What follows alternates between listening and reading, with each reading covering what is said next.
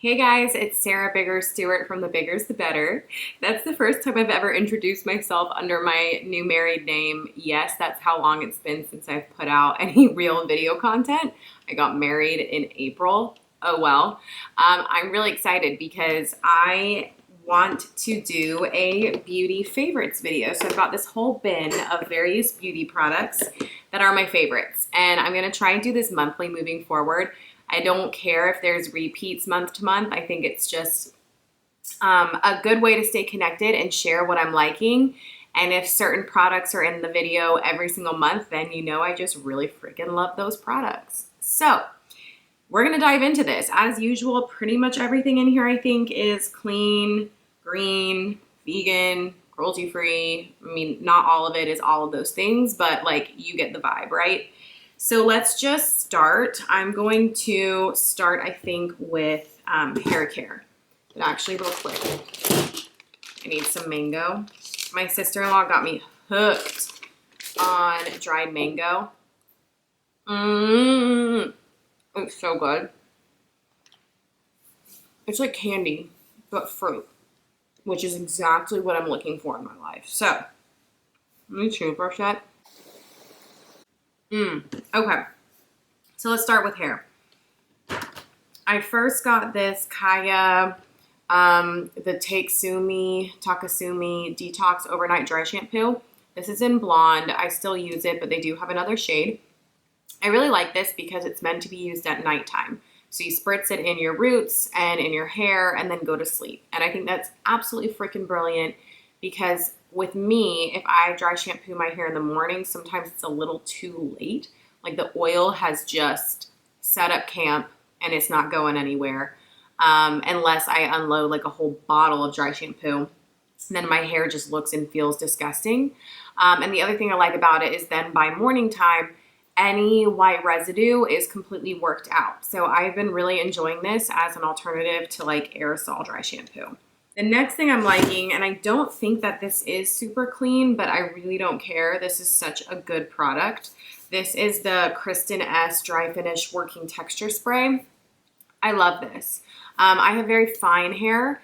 Even though it's wavy and curly, it does not have a lot of body, especially at the root, no matter what I do to it. In fact, whenever I get a blowout and I'm like, I want volume, they'll be like, sure. And then in the middle of giving me volume, they're like, sorry. It's just my hair does not get much volume and body. This puts kind of like a rough texture without making your hair feel gross or tangly. And it just helps build up body. It holds style really well. It's kind of like a mild hairspray. And if you ever want that sort of messy, curled, tousled, beachy look, this is perfect because you can kind of play with the ends and get it to splay out a little bit. It's amazing. So it actually says it's a working texture spray for all hair types, texture building, instantly volumizing, ultra light hold, soft matte finish. I love this stuff and it's affordable. You can buy it at Target. The next thing for hair is actually an appliance, like a tool. It is this Revlon thing. I should have cleaned this before I got on here and showed you all my like mangy hairbrush stuff, but oh well, this is my life. I really don't clean my hairbrushes out often. So this is insane. I have tried every kind of brush blow drying tool out there and always been like, this is terrible, especially if you have curly, easily tangled hair like me. This works so well. No tangles. It gets right in at the root. You can hold this edge and blow dry like right up at the top of your crown and get really nice volume. So basically, if you're looking for an at-home blowout, get this guy. It is a total game changer. It does run really hot, so I don't ever put it on the highest heat setting. But the other thing I really like about this too is it's ideal for half-dried hair. So I can like step out of the shower, go about my morning, and then finish my hair with that, which is really nice for my flow of my morning schedule. All right, last hair care products that I've been loving are new to me. This is the Carelux Resplendisse shampoo and Resplendisse conditioner. Now, these are expensive. They're like $50 to $60 for each bottle. I thought I gave up expensive hair care a long time ago when I stopped using Bumble and Bumble and Pureology and Kerastase and all those brands, kind of when I went more clean and green with my routine. But I definitely noticed that hair care was the hardest product for me to replace. So I have tried all the big clean hair care brands out there, and none of them have done what I needed them to do. My hair always felt kind of like straw or really, really weighed down, and I could not find any product that gave me a nice in-between. Guys, I have a graveyard in my shower of half-used hair care because I just couldn't bring myself to finish it because it wasn't what I wanted. I don't care that these are expensive because these will replace that whole graveyard of shampoo and conditioner. I mean, I am like fully on this train. It's unreal. I feel like this performs the same way that like my Kerastase and my Pureology used to perform, and that is saying something. All right, so let's go to skincare. For skincare, the first thing I'm really loving is this Olivia Green Tea Honeysuckle Body Cleanse. So this was sent to me by Kelly at Olivia, and I have to say thank you so much because I've been wanting to try this. I'd heard such good things, and she actually sent me a smattering of the products, but this one is like, holy smokes. It smells like elementary school for me because my elementary school backed up to a bunch of honeysuckle bushes, and we would always go and eat the honeysuckle, and that's what this reminds me of. It really does have a very pure honeysuckle smell, and it is really nice. You have to use a loofah if you want like a really good lather, but I use a loofah anyway, and it smells great. It cleans well. Most importantly, it's not overly drying, and it's super gentle on the skin. So you can use this from, you know, head to toe. Your sensitive, intimate parts are safe with this because it's a prebiotic body cleanse. There's like nothing in it that can disrupt, you know, the self-cleaning oven, if you will. Oh, I hate that I said that. Oh, well. Okay, next thing is Herbivore Blue Tansy. I've been talking about this on my channel for like literally years. I love this mask. It's a very gentle resurfacing clarity mask with fruit acids in it, so like pineapple and papaya enzymes and stuff like that. It makes my skin soft, takes down any inflammation, takes down like those really sore under the skin pimples, or brings them to a head, which either of those are a win in my book. And it is just really, really nice without making my skin peely or irritated. So I try and use that like twice a week. Next skincare item is this One Love Organics or One Love Beauty Vitamin B Enzyme Cleansing Oil. So I've been using this for a couple weeks. I'm really enjoying it. It's a nice dry oil when you put it on. It's not like overly greasy, and I don't feel like I end up with a lot of oily residue, although I do go in and cleanse again afterward. But it smells divine. It takes makeup off really well, and I'm really enjoying it. So I'm into this. Plus, it's a St. Simon's, Georgia business, and you know I gotta represent for my Georgia beauty businesses, right? Next skincare item, which is probably my most favorite of this whole bin, other than the Cure Luxe shampoo and conditioner. This is the Eminence Organic Arctic Berry Peptide Radiance Cream. So I got a facial peel. Actually, no, let me back up. I had been struggling with acne. Actually, no, let me back up further. My skin was really clear, then got really bad, then got really clear, then got bad again. And I think it was a variety of things, not taking as good of care of it as I should have, my diet, poor sleep, a whole bunch of things. But I was really desperate and was getting a bunch of facials, and she asked if I wanted to get a peel, and I said yes. And peels are intentionally very irritating to your skin because the whole point is to like literally get the whole top layer of skin to like slough off basically. And it's peely, it's flaky, it's irritated. And for me, every time I've gotten a peel, I purge a lot. And that's totally fine because that means that stuff was going to come out eventually anyway. So I'd rather it come out all at once. But it can be very hard to deal with peely, red, irritated, stingy, bumpy skin. And I hate to admit it, but I had been using the tub of CeraVe, whatever it's called, moisturizing cream. And that has petroleum in it or petrolatum in it. It has parabens, it has phenoxyethanol, but it is so emollient with all the ceramides in it that it really felt nice on my skin, and I couldn't find anything to replace that until this. This replaces it so well. It smells amazing, and like berries. I don't know how to explain it, but then it is thick and rich, but actually soaks into your skin. And every time I've used it, especially during the peel, I woke up the next morning being like, holy crap, my skin looks so much better than it did the day before. Actually not last skincare thing, second to last skincare is this Kula Organic Mineral Sunsilk Cream. So this is made with over 70% organic ingredients, and the SPF is a physical mineral blocker instead of the chemical blockers, which I prefer, even though yes, everything is a chemical.